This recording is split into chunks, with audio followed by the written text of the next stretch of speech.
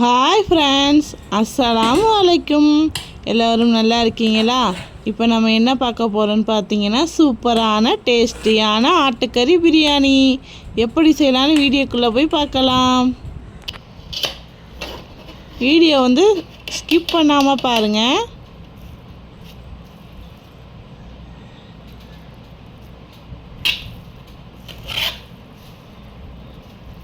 இப்போ நம்ம ஆட்டுக்கறி 2 கிலோ வாங்கியிருக்கோம்.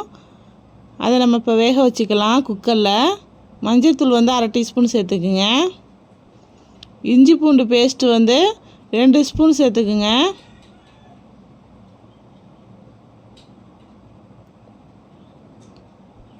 தண்ணி கொஞ்சமாக ஊற்றுங்க, நிறையா ஊற்றக்கூடாது. நிறையா ஊற்றுனா பொங்கிடும். பொங்கி கீழே வேஸ்ட்டாக போகும். தண்ணி சத்தெல்லாம் கீழே இறங்கிடும். அதனால் தண்ணி கரெக்டாக ஊற்றிக்கணும். இப்போ நம்ம மூடி போட்டு வேக வச்சுக்கலாம்.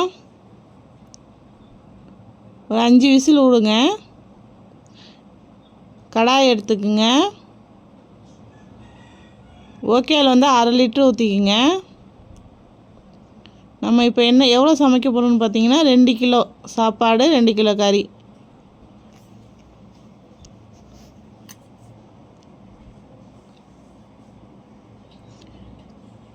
எண்ணெய் சூடாகட்டும்.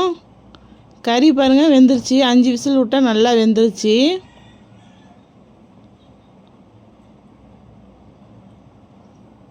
இப்போ எண்ணெய் சூடானோடனே பட்டை 4 துண்டு பெருசாக எடுத்துருக்கேன், அதை சேர்த்துக்கிறேன். ஏலக்காய் 5, கிராம்பு 3 அதையும் சேர்த்துக்கிறேன். நெய் எண்ணெய் ஊற்றும் போதே நான் ஊற்றணும், கொஞ்சம் மறந்துட்டேன், அதனால் இப்போ ஊற்றிக்கிறேன். 50 கிராம் நெய் நான் பாதி இப்போ ஊற்றிருக்கேன், பாதி நான் லாஸ்ட்டாக சேர்த்துக்குவேன்.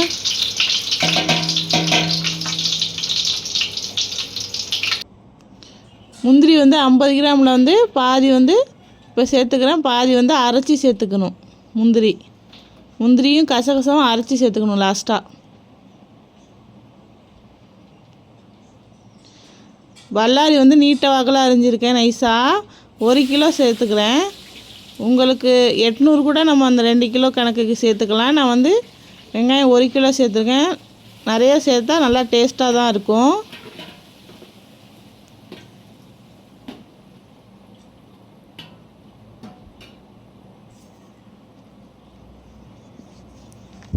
நல்லா வதக்கிக்கணும், செவந்து வரணும் வெங்காயம். அப்போ தான் நல்லா பிரியாணிக்கு நல்ல டேஸ்ட்டாக இருக்கும்.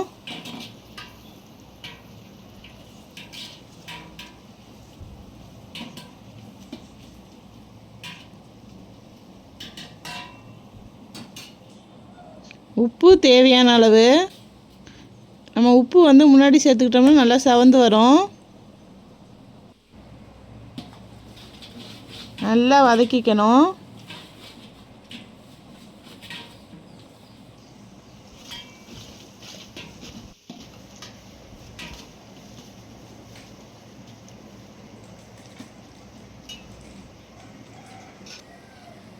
நல்லா வதங்கி வருது பாருங்கள். இப்போ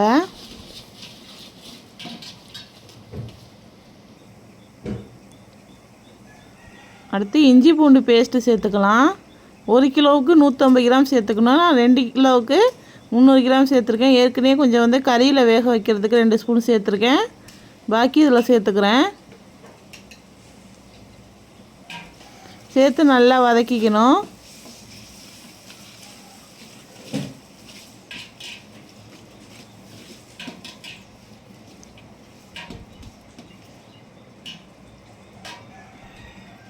பச்சை மிளகா நான் 8 சேர்த்துருக்கேன். சின்னதும் பெருசுமாக இருக்கிறதுனால நீங்கள் பெருசாக இருந்தால் 4, 5 சேர்த்தா போதும்.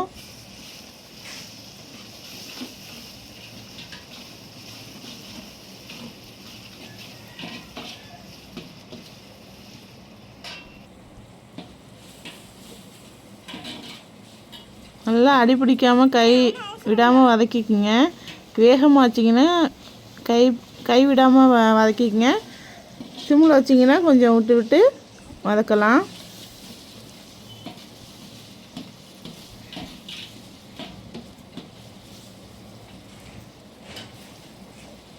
கொத்தமல்லி புதினா வந்து நம்ம ஃப்ரெஷ்ஷாக வாங்கி சேர்த்துக்கணும். நான் இப்போ வந்து சுத்தமாக கழுவி பாதி கொத்தமல்லி புதினா இப்போ சேர்த்துக்கிறேன், பாதி வந்து நான் லாஸ்ட்டாக சேர்த்துக்குவேன்.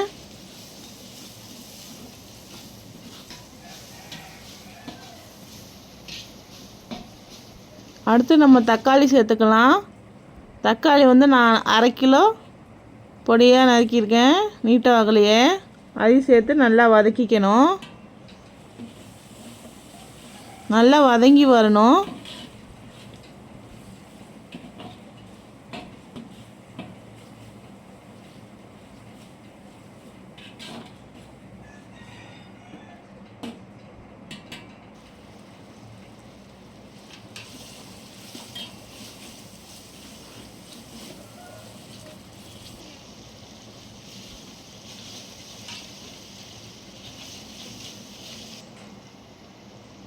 இப்போ மிளகாய்த்தூள் சேர்த்துக்கலாம்.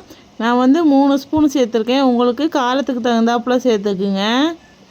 எங்களுக்கு 3 ஸ்பூன் நல்லா சூப்பராக இருந்துச்சு. காரமும் கரெக்டாக தான் இருந்துச்சு. உங்களுக்கு காரம் கம்மியாக இருந்தால் காரம் கம்மியாக சேர்த்துங்க, காரம் கூட வேணால் காரம் கூட சேர்த்துக்குங்க. சேர்த்து நல்லா வதக்கிக்கணும். 1 ஸ்பூன் ஜீரகத்தூள்,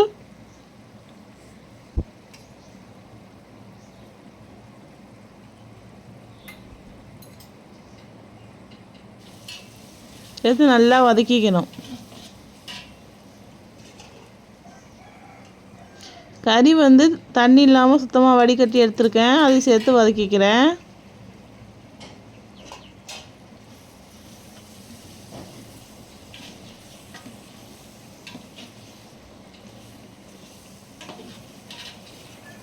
நல்லா வதங்கி வரணும் பாருங்கள்.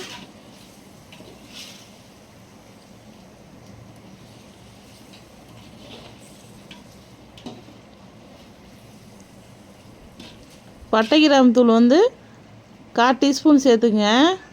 1/4 டீஸ்பூனும் கொஞ்சம் எக்ஸ்ட்ரா சேர்த்துங்க, ரொம்ப சேர்க்கக்கூடாது. ரொம்ப சேர்த்திங்கன்னா அந்த பட்டை கிராம்போட ரொம்ப வாசம் அடிக்கும். அதனால் கொஞ்சம் 1/4 டீஸ்பூன் சேர்த்தாலே கரெக்டாக இருக்கும். தயிர் வந்து நான் 1/2 லிட்டர் சேர்த்துருக்கேன். 1/2 லிட்டர் இல்லை 400 கிராம் சேர்த்துக்குங்க.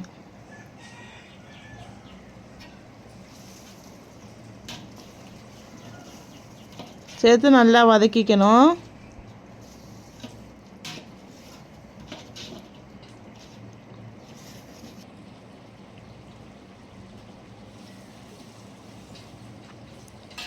பாருங்கள், வதக்கணும். நல்லா கலர்ஃபுல்லாக இருக்குது பார்த்தீங்களா? இப்போ நம்ம அந்த வேக வச்சோம்ல தண்ணி, அதை சேர்த்துக்கலாம். இப்போ வந்து அரிசி வந்து 2 கிலோ எடுத்திருக்கேன். ஆனால் வந்து ஒரு படிக்கு வந்து 1.5 படி தண்ணி சேர்த்துக்குங்க. சில அரிசி வந்து நல்லா பழைய அரிசியாக இருக்கும், சில அரிசி வந்து புது அரிசியாக இருக்கும். நான் வந்து பழைய அரிசி தான் எடுத்திருக்கேன், அதனால் 1க்கு 1.5 சேர்த்துருக்கேன். நல்லா கொதிக்கட்டும் தண்ணி. நல்லா கொதித்து வந்துருச்சு பாருங்கள். இந்த டயத்தில் வந்து அரிசி வந்து நம்ம சுத்தமாக கழுவி சேர்த்துக்கிறோம்.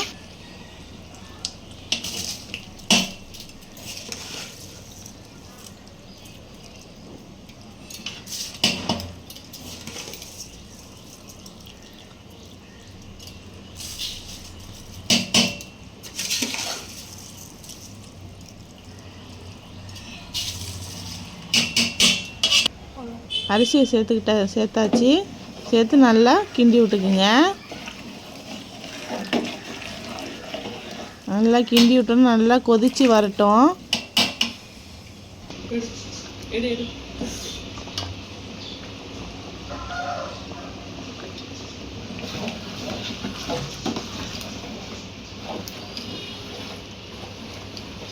நல்லா கொதித்து வருது பாருங்கள்.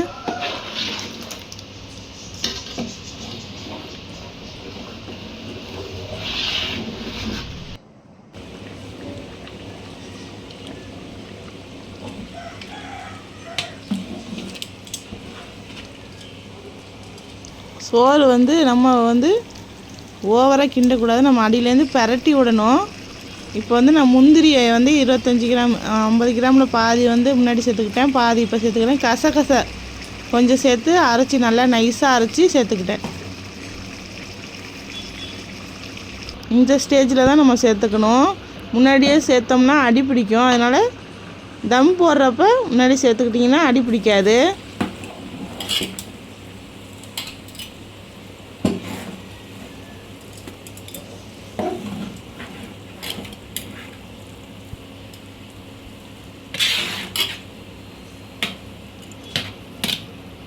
இந்த ஸ்டேஜில் தான் நம்ம தம் போடணும். அதுக்கு முன்னாடி நம்ம எலுமிச்சை பழம் வந்து சாறு புழிஞ்சு எடுத்துக்கலாம்.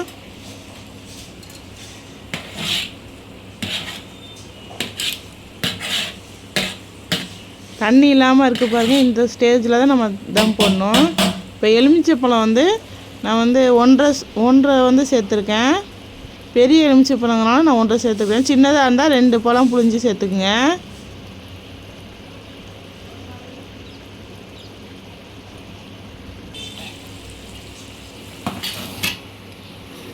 பரட்டி விட்டுக்குங்க.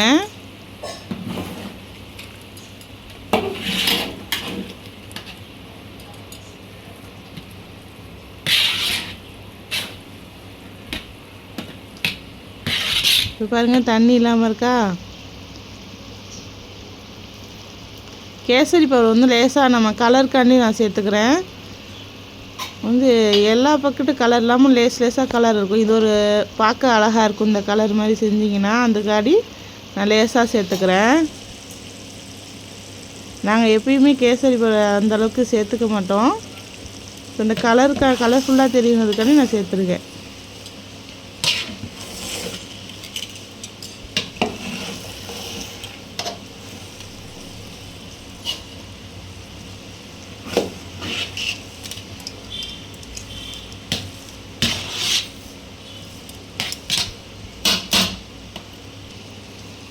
நெய் வந்து 50 கிராமில் பாதி கொஞ்சம் வச்சுருந்தேன்னா பாக்கி அதை இப்போ சேர்த்துக்கிறேன்.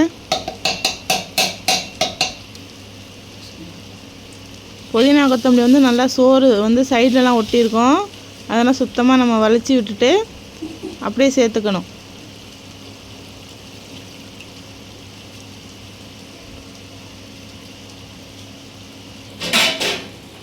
இப்போ நம்ம தம் போட்டுடலாம். இந்த ஸ்டேஜில் தான் தம் போடுறோம் பாருங்கள். இப்போ வந்து மூடி போட்டு ஒரு 15 நிமிஷம் இல்லை 20 நிமிஷம் கூட வச்சுருந்து பாருங்கள். அடியில் வந்து நான் தோசைக்கல் வச்சுருக்கேன். மேலே வந்து சுடு தண்ணி வந்து சட்டியில் வந்து சுடு தண்ணி வச்சுருந்தேன். அதை வந்து நான் மேலே வச்சுருக்கேன் தம் போடுறதுக்கு.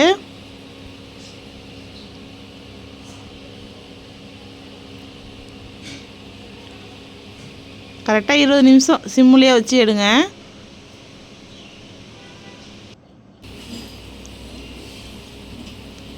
இப்போ நம்ம ஓப்பன் பண்ணி பார்க்கலாம். வாவ், எவ்வளோ பாருங்கள், சூப்பராக இருக்குது பாருங்கள்.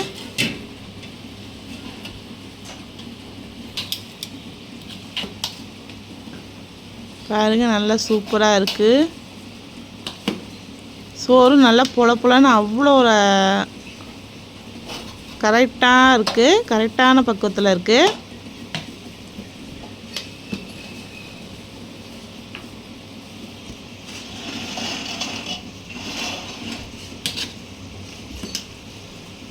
இந்த வீடியோ பிடிச்சிருந்தால் லைக் பண்ணுங்கள், ஷேர் பண்ணுங்கள், கமெண்ட் பண்ணுங்கள், சப்ஸ்கிரைப் பண்ணுங்கள். மறந்துடாமல் பெல் பட்டன் அமுக்குங்க. Okay, bye friends. அஸ்ஸலாமு அலைக்கும்.